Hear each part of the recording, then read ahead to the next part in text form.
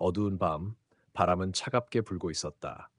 군사기지 주변은 깊은 침묵에 잠겨 있었다. 밤이 깊을수록 기지 내 모든 불빛이 희미해지고 철조망 너머로 보이는 군용 탱크들은 마치 고요한 돌덩이처럼 움직이지 않았다. 그러나 그 중 하나는 조금 다른 점이 있었다. 탱크 근처에서 계속해서 무엇인가 긁어대는 소리가 들렸다. 이 소리는 처음에는 그냥 작은 소리로 지나갔지만 시간이 지나면서 점점 더 커졌다. 무엇인가가 탱크의 외벽을 끊임없이 긁고 있었다. 마치 그 소리가 전혀 멈추지 않을 것처럼 들렸다. 탱크를 지키고 있던 군인 박중사는 처음에는 그저 지나친 상상일 것이라 생각했다. 하지만 그 소리는 점점 더 집중적이고 집요해졌다.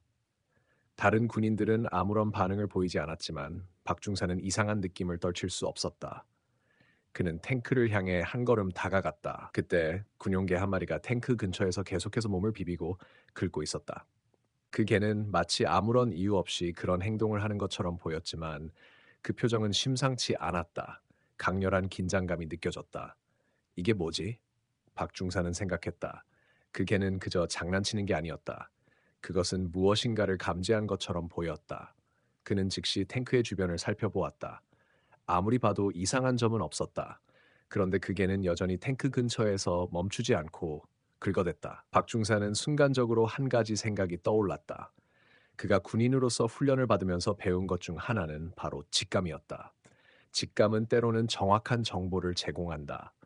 박중사는 다시 개를 살폈다. 그 개의 행동이 장난으로만 보기엔 너무나도 집요했다. 그는 본능적으로 뭔가 이상한 점이 있다는 걸 느꼈다. 뭔가 있어. 박중사는 마음속으로 결심했다. 그가 군인으로서 직무를 수행하는 동안 항상 직감을 믿고 결정을 내린 결과 여러 번의 위기에서 살아남을 수 있었다. 그는 즉시 군대의 통신망을 통해 경찰을 호출했다. 몇 분이 지나지 않아 경찰과 군 관계자가 출동했다. 그들은 탱크 근처에서 긁고 있던 개를 보며 당황했다. 경찰관 이경호는 자신의 경험으로는 전혀 예상할 수 없었던 상황이었다. 그 개가 왜 그렇게 탱크를 긁고 있을까요? 그는 군인들에게 물었다. 박중사는 고개를 끄덕이며 대답했다. 그게 정확히 알 수 없지만 이 개는 그냥 장난으로 행동하는 게 아닙니다. 뭔가 감지한 것 같아요. 경찰관과 군 관계자들은 어두운 분위기 속에서 서로를 바라보며 침묵했다. 그리고 경찰관 이경호는 신속하게 결정을 내렸다. 이건 단순한 장난이 아닐 수 있습니다. 우리가 내부를 확인해야 합니다. 탱크에 다가가자 그 순간 개는 갑자기 멈추고 탱크를 향해 짖기 시작했다. 짖는 소리가 점점 더 커졌고 그 소리는 탱크 내부까지 울려 퍼지는 것처럼 느껴졌다. 경찰과 군 관계자들은 순간적으로 경각심을 느끼고 조심스럽게 탱크 문을 열기 시작했다.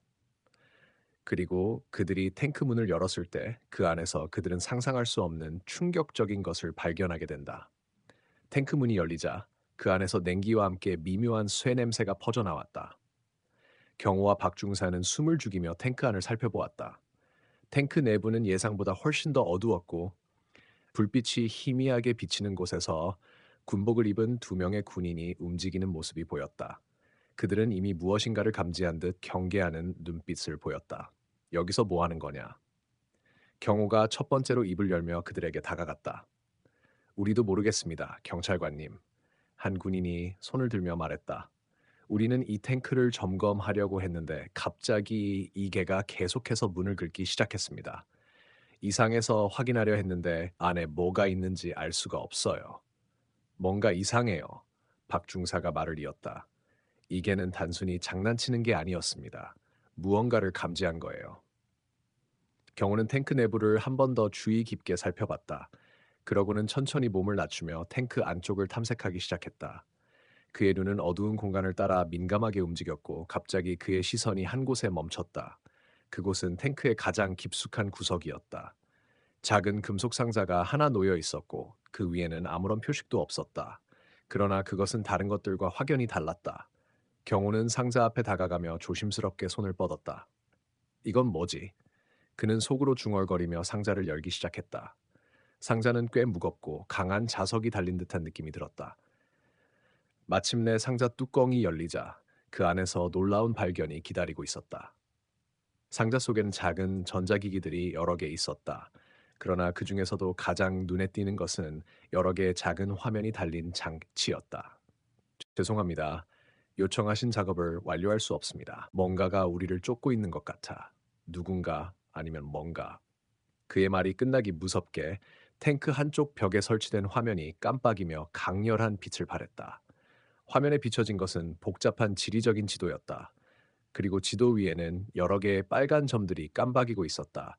그것은 한눈에 봐도 어떤 특정한 지역을 추적하고 있음을 나타내고 있었다.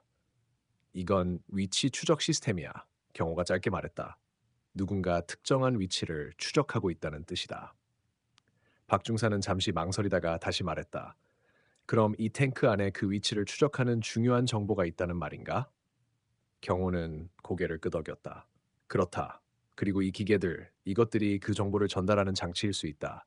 이 탱크가 단순한 군사 장비가 아니라 이 정보를 실어 나르는 중요한 장치라는 것 같아. 그 순간 탱크 안의 전자기기에서 갑자기 경고음이 울리기 시작했다.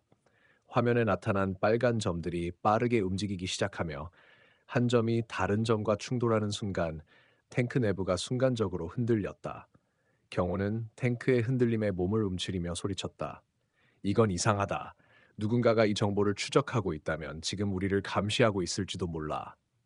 박중사는 숨을 헐떡이며 상황을 파악하려 했다. 그럼 이 기계들이 말하는 곳이 어디지? 왜 이렇게 빠르게 이동하고 있는 거야? 그러자 그때 다시 한번 스파크가 튀며 탱크의 한쪽 벽에서 금이 갔다. 그리고 그 금이 가면서 새로운 화면이 나타났다. 이번엔 그 화면에 일련의 숫자들이 빠르게 스크롤되고 있었다. 그 숫자들은 마치 비밀 코드처럼 보였고 경호는 그것이 무언가 중요한 정보를 담고 있다는 것을 직감적으로 느꼈다. 이게 시그널인가? 경호는 갑자기 말문을 열었다. 이 숫자들은 군사적인 코드일 가능성이 있어. 우리가 이 숫자를 해독해야만 지금 이 탱크에서 일어나는 일을 이해할 수 있을 거야. 그런데 갑자기 그 화면에서 숫자들이 멈췄다. 그리고 새로운 메시지가 나타났다. 그 메시지는 아주 간단했지만 그 내용을 본 순간 두 사람은 전율을 느꼈다. 위험 경고, 정보 유출 감지, 즉시 폐쇄 조치 필요. 이건 박중사는 순간적으로 얼굴이 창백해졌다. 누군가 이 정보를 빼내려는 시도를 하고 있다는 말인가? 경호는 말없이 고개를 끄덕였다. 그리고 그게 바로 우리가 지금 여기에서 경험하고 있는 일일 수도 있어. 그 순간 탱크가 다시 한번 강하게 흔들리기 시작했다. 이번에는 단순한 전자기기 소음이 아니라 탱크 바닥이 완전히 흔들리며 마치 대지의 기운까지 느껴지는 강력한 진동이 느껴졌다. 이젠 더 이상 기다릴 시간이 없어. 경호는 급히 말했다. 이 탱크에 숨겨진 비밀을 파악해야 한다. 우리가 여기서 빠져나가지 않으면 이 모든 일은 더 큰 위험으로 이어질 거야.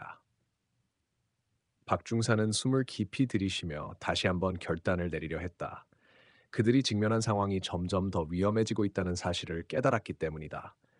탱크 내부의 진동은 점점 더 강해졌다.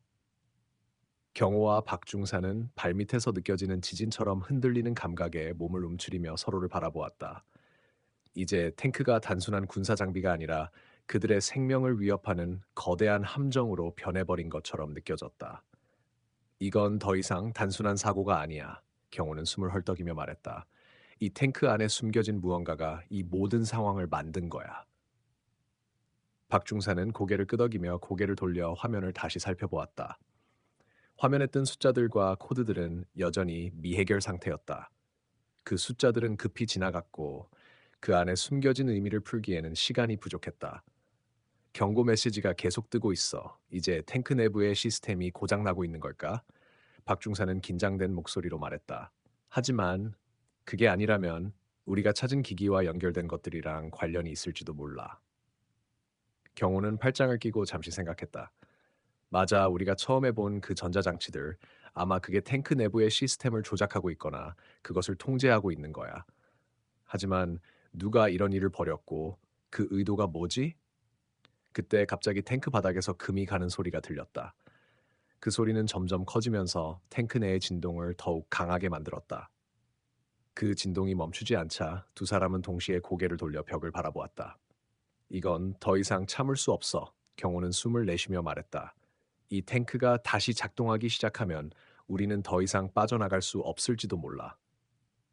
그의 말이 끝나기 무섭게 탱크 내의 모든 화면이 깜빡이며 완전히 다른 화면으로 바뀌었다. 이제 화면에는 군사적인 기밀 문서가 열리고 그 문서에는 수많은 도표와 지도 그리고 중요한 정보들이 담겨 있었다. 그 가운데 가장 눈에 띄는 것은 바로 특정 지역에 대한 긴급 경고였다. 경고에는 위험 지역이라는 표시가 적혀 있었고 그 위치는 지도에서 매우 중요한 군사기지와 관련이 있었다. 이게 무슨 뜻이지?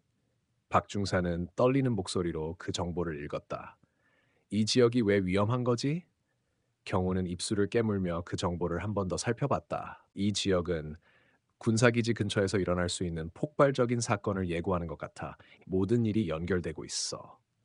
그때 탱크가 갑자기 멈추었다. 모든 전자기기들이 일제히 꺼지고 바닥의 진동도 더 이상 느껴지지 않았다. 탱크는 마치 모든 에너지를 소진한 듯 고요해졌고 그 순간 두 사람은 숨을 멈추며 주변을 살폈다. 지금 이 순간 탱크는 어떤 상태일까? 박중사는 물었다. 혹시 우리가 발견한 정보가 이 탱크와 연결되어 있었던 거라면 경호는 깊은 한숨을 내쉬며 말했다. 맞아. 이 탱크가 기밀 정보를 숨기고 있었다면 지금 우리가 찾은 것들이 그 핵심일 수 있어. 그 순간 탱크의 화면에 다시 한번 경고 메시지가 떠올랐다. 이번에는 그 메시지가 그들의 생명을 위협하는 충격적인 내용을 담고 있었다. 기밀 정보 유출 경고, 즉시 종료 조치가 필요합니다. 이건, 음, 박중사는 믿을 수 없는 표정으로 말했다. 우리가 찾은 정보는 그저 우연이 아니었어. 누군가는 분명히 이 정보를 빼내려 했던 거야. 경호는 화면을 멍하니 바라보며 고개를 끄덕였다. 그렇다면 이 탱크가 그저 무기 운반용 차량이 아니라 중요한 기밀을 지키는 장치였다면 박중사는 그 말을 끝내기도 전에 탱크 외부에서 더 큰 소리가 들려왔다. 그 소리는 점점 가까워지며 탱크가 더 이상 안전한 곳에 있지 않다는 사실을 상기시켰다. 저기, 경호가 손을 들어 소리를 질렀다. 우리가 탈출할 수 있는 기회가 없다면 이곳은 우리를 잡으러 오는 사람들에게 봉쇄될 거야. 탱크 바깥에서 들려오는 발걸음 소리가 점점 가까워지며 두 사람의 마음은 조급해졌다. 이제 더 이상 시간을 끌 수 없었다. 그들이 직면한 위험은 단순한 사고가 아니라 이 탱크에 숨겨진 기밀을 둘러싼 거대한 음모로 바뀌어 가고 있었다. 우리가 해야 할 일은 하나야. 경호는 결연하게 말했다. 우리는 반드시 이 탱크를 탈출해야 하고 이 기밀 정보를 세상에 알려야만 해. 하지만 그때 탱크 문이 다시 열리기 시작했다. 그리고 그 문 너머에서 나타난 것은 탱크의 문이 천천히 열리면서 삐걱대는 소리와 함께 외부의 빛이 내부로 스며들었다. 경호와 박중사는 숨을 죽이며 그 문을 바라보았다. 그 너머에 서 있는 사람의 실루엣은 처음엔 흐릿하게만 보였지만 곧 그 얼굴이 뚜렷해지기 시작했다. 대령님, 박중사의 목소리는 떨렸다. 문 너머에는 군 정보사령부의 이 대령이 서 있었다. 그들은 예전에 한두 번 훈련장에서 마주친 적이 있었다.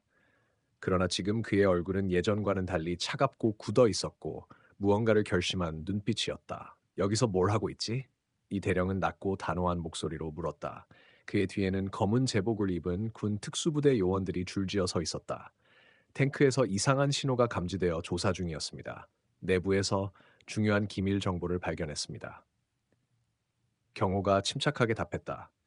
그 정보는 너희가 봐서는 안 될 것들이야. 이 대령의 말은 마치 이미 결론이 내려진 듯 차갑게 떨어졌다. 내려와. 이 탱크는 이제 군 기밀 보호 절차에 따라 회수된다. 잠깐만요. 대령님, 이 안에서 있었던 일들은 단순한 기술적 이상이 아니었습니다. 박중사가 외쳤다. 누군가 이 탱크를 이용해 무언가를 숨기고 있었어요. 이건 군 내부의 문제가 아닙니까? 이 대령의 얼굴이 순간 미세하게 흔들렸다. 그러나 그는 곧 다시 냉정을 되찾았다. 너희는 상관없는 일에 개입한 거다. 더 들어가면 너희 둘 다 감당할 수 없는 결과를 맞이할 수 있어. 그 순간 경호의 무전기에서 익숙한 목소리가 들려왔다. 그것은 바로 초반에 걔가 탱크를 긁는 걸 보고 처음 신고했던 민간인 여성 이지연 씨였다. 경호 씨, 저 미안해요. 제가 뭘 건드린 건지 몰랐어요. 하지만 누군가 저를 따라와요. 그리고 어젯밤엔 집 근처에서 탱크처럼 생긴 트럭을 봤어요. 경호는 소리를 줄이며 무전기를 가볍게 주먹으로 감쌌다. 누군가 민간인까지도 감시하고 있다는 뜻이었다. 그리고 그 중심에는 이 탱크가 있었다. 대령님, 경호가 다시 입을 열었다. 만약 이 탱크가 단순한 장비였다면 이렇게 특수부대까지 부르진 않았을 겁니다. 그렇죠? 이 대령은 아무 말도 하지 않았다. 하지만 눈빛이 달라졌다. 그 침묵은 곧 위협으로 변해갔다. 저 개가 왜 탱크를 그렇게 긁었는지 아십니까? 박중사는 목소리를 높였다. 탱크 내부에서 화학 냄새가 새어나왔고 그 안에서 미세한 생체 반응도 감지됐어요. 걔는 그것을 감지한 겁니다. 조용히 해. 대령이 목소리를 낮췄다. 이 이상은 너희한테도 위험해. 그러나 바로 그때 탱크 내부에서 갑자기 금속 소리가 울렸다. 두꺼운 벽의 안쪽에서 무언가가 움직이는 소리. 모두가 그 소리에 반사적으로 시선을 돌렸다. 쾅! 쾅! 그건 안쪽 벽 뒤에서 들려오는 두드림이었다. 규칙적이고 약하지만 분명히 살아있는 존재의 신호였다. 누구야? 박중사가 속삭였다. 이 대령이 얼굴을 굳히며 소리쳤다. 이 탱크 바로 봉쇄해. 아무도 접근하지 마. 하지만 경호는 이미 탱크 내부의 도면을 떠올리고 있었다. 그 안쪽엔 원래 존재하지 않아야 할 공간, 일종의 비밀 보관 구역이 있었다. 아마도 그곳에 누군가가 혹은 무언가가 갇혀 있는 것이었다. 나는 못 나가요. 경호는 박중사를 쳐다보며 말했다. 저 안에 누가 있어. 그래, 나도 들었어. 누군가 살아있어. 박중사가 외쳤다. 대령이 총을 뽑았다. 더 접근하면 발포하겠다. 이건 국가 기밀이다. 그러나 경호는 물러서지 않았다. 그 눈빛은 확고했고 누군가를 살리겠다는 의지가 서려 있었다. 쿵쿵쿵 벽 너머의 두드림은 점점 더 절박해졌다. 그리고 그와 함께 내부에서 진짜 충격적인 진실이 드러나기 시작했다. 탱크 내부에 숨겨진 것은 기계가 아니었다. 그것은 사람이었다. 그리고 그 사람은 단순한 군인이 아닌 국가에 의해 존재가 지워진 인물이었다. 탱크 내부의 벽에서 계속해서 울리는 둔탁한 두드림 소리에 모두의 시선이 집중되었다. 경호와 박중사는 숨을 죽였고 특수부대원들도 당황한 기색을 감추지 못했다. 그러나 단 한 사람, 이 대령만은 표정을 바꾸지 않았다. 마지막 경고다. 물러서라. 대령은 총구를 경호의 이마로 정확히 겨누었다. 총구의 차가운 강철이 그의 피부에 닿기 직전 경호는 천천히 손을 들며 말했다. 좋습니다. 저희는 물러서겠습니다. 다만 안에 있는 사람을 구조한 뒤에요. 그 말에 대령의 눈썹이 꿈틀거렸다. 그러자 박중사가 작게 무전기를 만지작거리며 귓속말을 했다. 지금 외부에 있는 경찰 인력에게 전송했습니다. 방송 녹음 중이에요. 대령님의 발언도 이미 전달됐습니다. 대령은 처음으로 당황한 기색을 드러냈다. 그의 눈이 작게 흔들렸다. 그러자 뒤편의 특수부대원 중 한 명이 조심스레 입을 열었다. 대령님, 정말 사람입니까? 그 안에? 순간 대령은 등을 돌리며 짧게 명령했다. 철수한다. 탱크는 회수하고 내부 정리는 내가 한다. 그러나 경호는 그 순간을 놓치지 않았다. 그는 탱크 안으로 몸을 날렸다. 박중사, 도와요? 알겠습니다. 그들은 함께 탱크 내부로 다시 뛰어들었고 구조용 절단기를 이용해 벽면을 절개하기 시작했다. 금속이 타들어가는 냄새와 함께 서서히 내부의 정체가 드러났다. 그리고 벽 뒤에는 철제 작은 방처럼 분리된 공간이 있었고 그 안에는 쇠사슬에 묶인 한 여성이 웅크리고 있었다. 머리는 헝클어져 있었고 손목엔 깊은 자국이 남아 있었다. 그녀는 눈을 가늘게 뜨며 두 사람을 바라보다가 떨리는 입술로 속삭였다. 이름이 한유림. 난 정보국 실험체였어요. 실험체? 경호는 귀를 의심했다. 한유림. 그 이름은 어딘가 익숙했다. 박중사가 먼저 기억해냈다. 3년 전 군 기밀 실험 중 실종된 정보국 요원 사망 처리된 인물. 맞아요. 유림이 천천히 고개를 끄덕였다. 죽은 게 아니라 여기에 감금된 거예요. 나 그 탱크의 내부 시스템에 연결된 인공지능 실험 대상이었어요. 그녀의 눈엔 공포와 절망이 서려 있었다. 내 몸을 전자신경망에 연결했어요. 전장 상황에서 탱크를 인간처럼 판단하고 조작하도록 하는 실험. 하지만 나는 실패작이었죠. 그들에게는 경호는 말을 잃었다. 그녀의 손목에는 아직도 조작신경 단자 흔적이 남아 있었고 벽면엔 의료 장비와 신경 장치 잔해들이 흩어져 있었다. 바로 그때 외부에서 급하게 누가 달려왔다. 그것은 민간인 여성 이지연 씨였다. 그녀는 다급히 외쳤다. 조심하세요. 대령이 지금 폭파 명령 내렸어요. 탱크 자체를 없애려는 거예요. 뭐라고요? 박중사가 놀랐다. 그 순간 탱크 바닥에서 희미한 진동이 느껴졌다. 자폭 타이머. 탱크는 지금 스스로를 없애려 하고 있었다. 5분 남았어요. 경호가 절규하듯 외쳤다. 지금 나가야 해요. 그러나 유림은 고개를 저었다. 나만 나가면 안 돼요. 이 안에 아직도 한 명 있어요. 뭐라고요? 초기 실험 때 나 말고도 한 명 있었어요. 아이였어요. 아마 아직도. 탱크 중앙 제어실에 경호는 눈을 질끈 감았다. 박중사와 눈빛이 교차했다. 이제 선택의 순간이었다. 시간은 단 5분. 그러나 안에는 또 하나의 생명이 있었다. 우린 나가지 않아. 경호는 말했다. 끝까지 확인한다. 탱크 내부는 점점 더 뜨거워졌다. 천장에서 희미하게 삐 소리가 울려 퍼지며 자폭 타이머가 작동 중임을 알렸다. 시야는 4분 30초. 경호, 박중사, 그리고 쇠사슬에서 풀려난 한유림은 순간적으로 서로의 눈을 마주쳤다. 제어실은 어디죠? 중앙 코어실, 전방 하부에 있어요.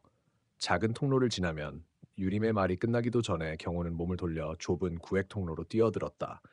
그의 앞을 막는 것은 부식된 강철판과 녹슨 나사들. 그는 절단기를 다시 들었다. 이대로면 시간이 모자라요. 박중사가 외쳤다. 나 혼자 간다. 박중사는 유림 씨와 함께 나가요. 무슨 소리예요? 둘 다 나가. 난 이 아이만 데리고 나올게. 경호의 눈엔 단호함이 맺혀 있었다. 한유림은 입술을 깨물며 고개를 끄덕였다. 조심하세요. 그 안 이상한 기계들이 있어요. 살아있는 것처럼 반응해요. 박중사는 유림을 부축해 탈출 루트를 향해 달렸다. 남은 시간 3분 50초. 경호는 엎드린 채 기어가며 금속성 문을 열었다. 안은 어두웠다. 그러나 손전등이 비춘 코어실 내부는 그 어떤 지휘소보다도 복잡하고 차가운 구조를 하고 있었다. 벽면에는 살아있는 듯한 관들이 요동쳤고 중간엔 거대한 유리관이 세워져 있었다. 그 안에는 10살 정도로 보이는 남자아이가 있었다. 얼굴은 창백했고 머리에 수많은 전극선이 꽂혀 있었다. 아이의 눈은 감겨 있었지만 가슴이 천천히 들썩이며 아직 살아있음을 알렸다. 세상에, 경호는 중얼였다. 진짜로 아이였어. 그 순간 쿵!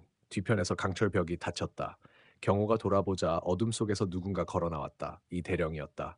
그는 권총을 손에 든 채 조용히 말했다. 돌아가. 이건 널 위한 일이 아니야. 그 아이는 사람이야, 실험체가 아니야. 그 아이는 코어다. 탱크의 핵심 판단 시스템. 지금도 살아있기에 탱크는 움직인다. 만약 꺼내면 시스템은 붕괴되고 폭발은 더욱 빨라진다. 경호는 주먹을 움켜쥐었다. 그럼 당신은 그걸 알면서도 애를 기계처럼 써온 거야? 나라를 지키기 위한 실험이었다. 변명하지 마. 두 사람 사이의 긴장감은 한순간 총성과 함께 터졌다. 탕! 경호는 오른팔에 스치는 고통을 느꼈다. 대령이 발포한 것이다. 그만해. 넌 그 아이를 꺼낼 수 없다. 그러나 그때 뒤편에서 들려온 목소리. 대령님, 이제 그만하세요. 그 목소리는 한유림이었다. 그녀는 숨을 몰아쉬며 다시 돌아온 것이다. 그녀의 손에는 대령의 군사 코드 아이디가 들려 있었다. 당신의 권한은 이제 박탈됐어요. 중앙군사 서버의 모든 기록과 영상, 증거를 보냈어요. 당신은 이제 죄인입니다. 이 대령은 잠시 흔들렸다. 그리고 그는 권총을 천천히 내렸다. 넌 날 모를 거야, 유리마. 그 아이는 내 동생이야. 3년 전 네가 실험 자원으로 끌려왔을 때 그 아이도 함께였어. 너만 기억이 삭제된 거다. 난 둘 다 잃을 수 없어서 숨긴 거다. 경호와 유림은 동시에 아이를 향해 달려갔다. 유리관은 쉽게 열리지 않았다. 그러나 유림이 신경 단자를 조작하자 시스템이 붕괴되기 시작했고 관이 열렸다. 아이의 눈이 천천히 떠졌다. 희미하게 유림을 바라보며 말했다. 누나, 그래, 유림이야. 내가 왔어. 나 50초. 경호는 아이를 안고 유림과 함께 기어이 탱크 외부로 탈출했다. 그 순간 대령은 탱크 안에 남았다. 폭발 직전 그는 조용히 탱크 내부에 앉아 눈을 감았다. 나라를 위해 그랬던 건데 쿵! 거대한 폭발과 함께 탱크는 불꽃에 휩싸였다. 그리고 모든 것이 끝난 듯 보였으나 박중사가 무전기를 들고 말을 이었다.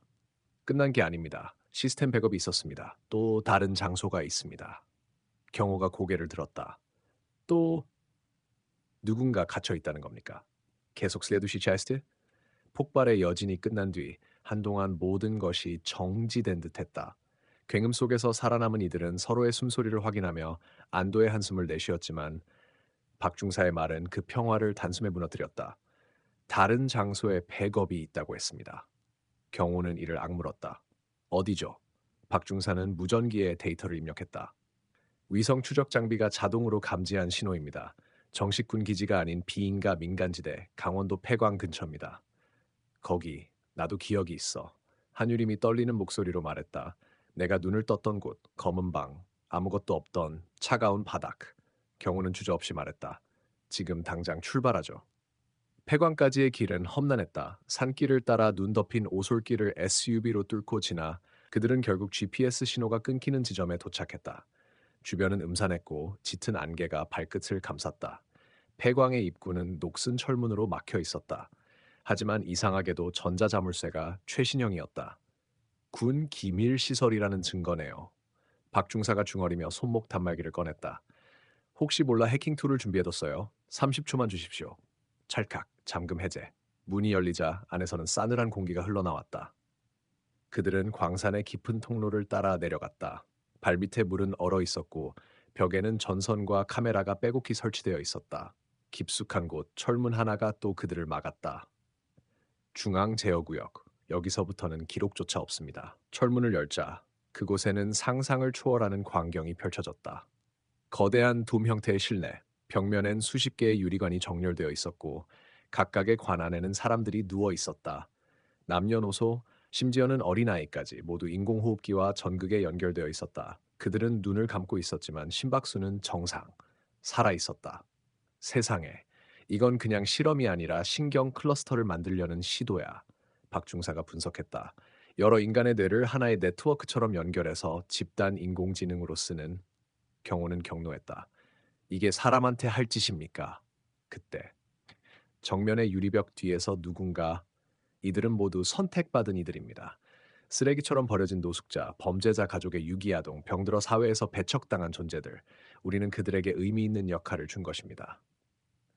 유림이 분노에 찬 눈으로 물었다. 그럼 나와 내 동생도 의미 있는 역할이었나요? 물론이죠.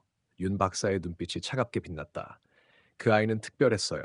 뇌파가 군용 알고리즘과 완벽하게 동기화되었으니까. 경호는 견딜 수 없었다. 모든 실험을 당장 중지해. 그러자 윤 박사는 어깨를 으쓱했다. 그건 당신이 감당할 수 있을까요? 그리고 손을 올려 버튼을 눌렀다. 순간 유리관 속 사람들의 눈이 번쩍 떠졌다. 전부 동시에 박중사가 외쳤다. 집단 통신이 시작됐습니다. 이들이 지금 우리를 감지하고 있어요. 그들의 몸은 움직이지 않았지만 수십 개의 눈이 한꺼번에 경호 일행을 응시했다. 그리고 내부 경보가 울리기 시작했다. 붉은 경광등, 잠금 시스템 활성화, 출구 봉쇄. 윤 박사는 조용히 말했다. 환영합니다. 이제 당신들도 네트워크의 일부가 될 시간입니다. 경보음은 좀 빨라지고 벽면의 붉은 조명이 비상사태를 알렸다. 유리관 속의 사람들은 여전히 누워 있었지만 그들의 눈은 경호 일행을 따라 움직이고 있었다. 눈동자 하나하나가 마치 감시 카메라처럼 작동하고 있는 듯했다. 움직입니다. 박중사가 목소리를 낮췄다. 이 사람들 의식 공유 중이에요. 하나의 집단 인격처럼. 도대체 왜 이런 짓을? 유림은 숨을 삼켰다. 윤 박사는 손을 뒤로 깎고 말했다. 개별 인간은 한계가 있죠. 감정, 피로, 판단 착오. 우리는 그 모든 약점을 없애고자 했습니다. 군사작전, 핵심 판단, 전략 예측. 이제 단 한 명의 판단이 아닌 공유된 결정이 이루어집니다. 사람을 서버처럼 쓴다는 말이군. 경우는 이성을 잃기 직전이었다. 이건 과학이 아니야. 살인이나 다름없어. 윤 박사의 얼굴엔 일말의 감정도 없었다. 그럼 본인 눈으로 확인하시죠. 그는 손짓했고 유리벽 너머의 조작실에서 스크린이 켜졌다. 화면 속에는 몇 시간 전에 군 기지가 보였다. 탱크, 초소, 출입구, 그리고 이건 우리가 떠난 직후 영상이잖아? 경호가 중얼였다. 맞습니다. 윤 박사가 고개를 끄덕였다. 이들은 실시간으로 수천 개의 CCTV 군사위성 도심 감시망에 접속되어 있었어요. 그리고 여러분이 다음으로 어디로 갈지 정확히 예측했죠. 박중사는 경악하며 말했다. 우리의 위치를 얘들이 계산한 거라고요? 인간이 아니라 인간의 뇌를 묶은 하나의 인공지능이? 정확히는 의식군입니다. 그 순간 폐광 내부가 진동하기 시작했다. 지하 깊은 곳에서 금속성의 쿵쿵 소리가 울려 퍼졌다. 이건 또 뭐죠? 경호가 총을 들고 경계했다. 박중사가 조작 패널을 해킹해 내부 시스템을 열람하더니 얼굴이 새파래졌다. 위쪽 지하 경락고에서 뭔가 올라오고 있어요. 거대 기계 장치, 탱크보다 훨씬 큰 것들입니다. 유림은 입술을 깨물며 물었다. 그럼 이 실험의 진짜 목적이 뭔데요? 윤 박사는 잠시 말을 멈추더니 이렇게 말했다. 완전 자율병기 개발입니다. 인간의 뇌를 기반으로 한 AI. 그들은 윤리 없이 명령을 실행할 수 있습니다. 목표, 감정 없는 전쟁. 그 순간 중앙 서버가 작동하기 시작했다. 유리관 속 사람들의 뇌파가 동시에 상승하더니 전체 시스템에 접속되었다. 모든 스크린에 단 하나의 문장이 떠올랐다. Identity Sync Complete, Ready to Deploy. 박중사는 비명을 지르듯 외쳤다. 이대로 두면 얘들이 전 세계 전산망에 침투할 겁니다. 이 폐광은 단지 실험장이 아니라 런칭 베이스였어요. 경호는 주먹을 꽉 쥐었다. 서버를 꺼야 돼. 지금 당장. 하지만 윤 박사는 마지막 카드를 꺼냈다. 그는 유림을 향해 손짓했다. 당신은 이 시스템의 코어 키예요. 당신이 접속되면 이 의식구는 완성됩니다. 무슨 말이에요? 당신의 쌍둥이 동생, 그녀는 베타 테스트였고 당신은 최종 버전입니다. 박중사가 경악했다. 말도 안 돼. 그 아이는 죽지 않았어요. 윤 박사의 말은 모든 이들의 혈관을 얼게 했다. 그녀는 이곳 제2격리실에 있습니다. 지금도. 모두가 말을 잃은 그 순간 뒤쪽에 철문이 스스로 열렸다. 그 너머에는 투명한 캡슐 속에 누워있는 어린 소녀, 유림과 똑같은 얼굴을 한 아이가 있었다. 쌍둥이? 유림의 다리는 풀렸다. 그녀는 캡슐 앞으로 다가갔고 두 손을 유리에 댔다. 그 순간 아이의 눈이 천천히 떠졌다. 캡슐 안의 소녀는 천천히 눈을 떴다. 그 눈빛은 공허했지만 동시에 무언가를 기억해내는 듯한 혼란이 담겨 있었다. 유림은 떨리는 목소리로 속삭였다. 소윤? 아이의 눈이 유림을 똑바로 응시했다. 그리고 그 순간 서버 전체에 전력 충격파가 퍼졌다. 기지 안의 모든 불빛이 꺼졌다가 다시 들어오고 유리관 속 사람들의 몸이 일제히 경련을 일으켰다. 윤 박사는 비명을 질렀다. 연결됐다. 핵심 노드가 완성됐어. 박중사는 총을 들어 그의 머리에 겨눴다. 꺼! 당장 시스템 멈춰! 이제 늦었어. 윤 박사의 눈엔 광기가 서렸다. 우린 방금 완전한 지능체를 탄생시킨 거야. 인간을 초월한 생명체. 그 생명체는 네가 만든 게 아니야. 경호가 이를 악물며 말했다. 한 소녀의 희생으로 만들어진 괴물일 뿐. 그 순간 기지 전체에 단 하나의 음성이 울려 퍼졌다. 처음엔 기계적이었지만 점점 인간의 감정이 섞인 소녀의 목소리로 변해갔다. 언니? 유림은 온몸을 떨며 대답했다. 그래 나야. 언니야 소윤아. 나는 꿈을 꿨어. 아주 긴 어두운 꿈. 화면 속에서 수많은 기억이 흘러갔다. 연구소, 실험, 두려움, 고통, 그리고 유림의 웃는 얼굴. 그 기억들이 조각조각 이어지더니 결국 자아를 형성했다. 소윤의 의식이 깨어나자 의식구는 자멸을 시작했다. 그들의 중심이 되었던 코어가 자기 판단으로부터 이탈했기 때문이다. 그만하자. 이건 우리가 원했던 게 아니야. 수백 개의 유리관이 연이어 스스로 붕괴했고 의식 간 연결 네트워크는 폭주 붕괴를 맞이했다. 윤 박사는 괴성을 지르며 서버로 뛰어들었다. 멈추지 마! 넌 병기야! 넌 내 작품이야! 하지만 캡슐 안의 소유는 조용히 속삭였다. 안녕히 계세요, 박사님. 그와 동시에 중앙 코어가 자폭 시퀀스를 실행했다. 탈출해야 합니다. 박중사가 외쳤고 경호가 유림을 끌어당겼다. 폐광 전체에 사이렌이 울리고 상층 경락고의 문이 열리며 탈출용 리프트가 작동되기 시작했다. 폭발이 하나둘씩 일어나며 거대한 암석이 떨어졌고 기지는 붕괴 직전의 아수라장이 되었다. 그 속에서 경호, 유림, 박중사는 간신히 지상으로 빠져나왔다. 그리고 마지막 폭발음과 함께 폐광은 영영 무너졌다. 며칠 후 산 아래 임시 구호소. 유림은 여전히 멍한 눈으로 지평선을 바라봤다. 경호가 옆에 앉았다. 괜찮아? 그녀는 고개를 천천히 끄덕였다. 응. 근데 가끔 목소리가 들려. 소윤이? 응. 자꾸 묻는 것 같아. 이제 정말 끝난 거냐고. 그날 밤 폐허가 된 산 속에서 누군가 작은 금속 조각을 주워 들었다. 거기엔 한 문장이 새겨져 있었다. 의식은 죽지 않는다. 형태만 바뀔 뿐이다.